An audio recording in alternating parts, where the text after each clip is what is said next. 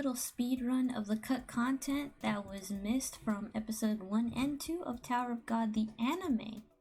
So the first one was the fact that, well, he had a hatchet and then just coming into the tower was fine as its own execution.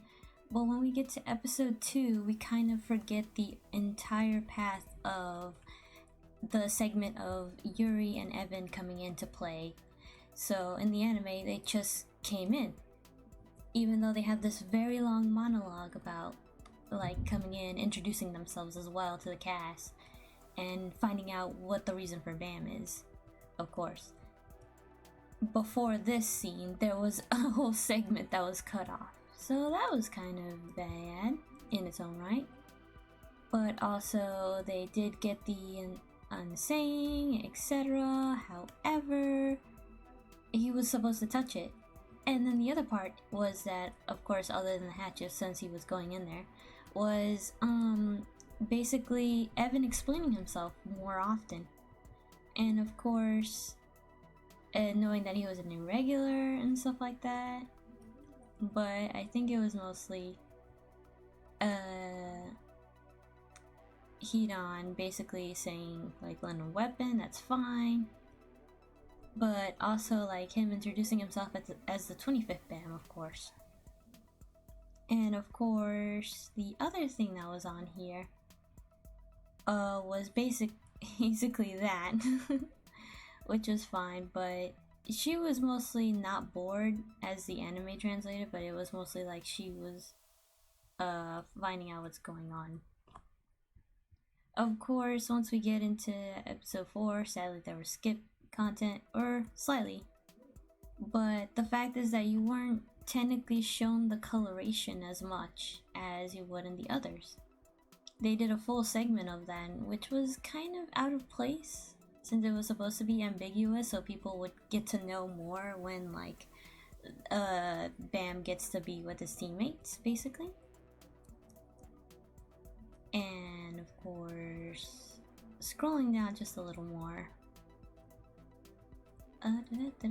it was Evan that basically was not panicking during the moments.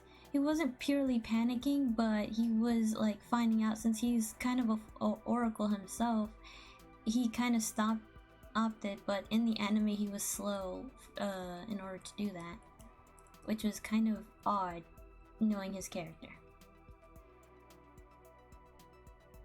And of course, like, his test was almost done, but the thing is that Crunchyroll made it so he was breaking it multiple times, even though in the first time he couldn't pull it out.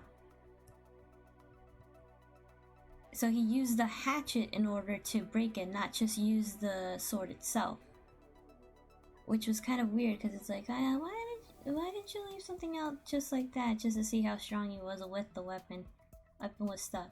And of course, him asking Black March from Evan after Evan went into panicking mode. Of course, Black March was a little weird in terms of the design. I was feeling more of a like lady of like his age, just a little taller. The design that they gave to Black March in the anime was different, but I didn't see her as much as sort of Bam's age a little, or like a little taller Rachel, basically. Like, I couldn't see the other design as well. So that was one thing. Of course, and then the ending for episode 1, they kept it ambiguous, because of course they would keep it ambiguous, which was fine. I mean, kind of anime would still be predictable that way. So basically right here is supposed to be the flashback where you would see like Rachel and Bam interact for episode 2 and to get there. Of course, you get the whole monologue thing. Him, like, he could have had more inner thoughts, etc.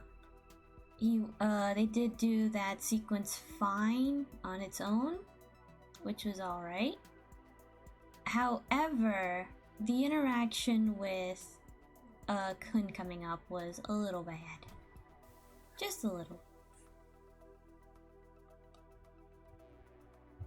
So it was, other than the brief moment right there and such, you were supposed to see like Hats, Snorlax, and Ho basically. But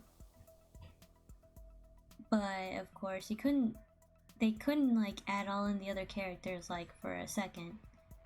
But when it was Kun's interaction with Bam, they had a tiny moment which was again cut for the sake of time and for the sake of the cliffhanger for episode 2, was that they were talking to one another, they were basically going on, I try to find out, and then Crocodile Buddy comes here. And in the very end they were like, oh, us three come together basically. Which wasn't how it went in the manhwa. So that's a little quick video for today basically. Just putting out all the unfiltered thoughts from episode 1 and 2 of Tower of God. They could have pulled a Fate Zero and did it as a 40-minute episode 1, episode 2 segment, or episode 0, episode 1 segment.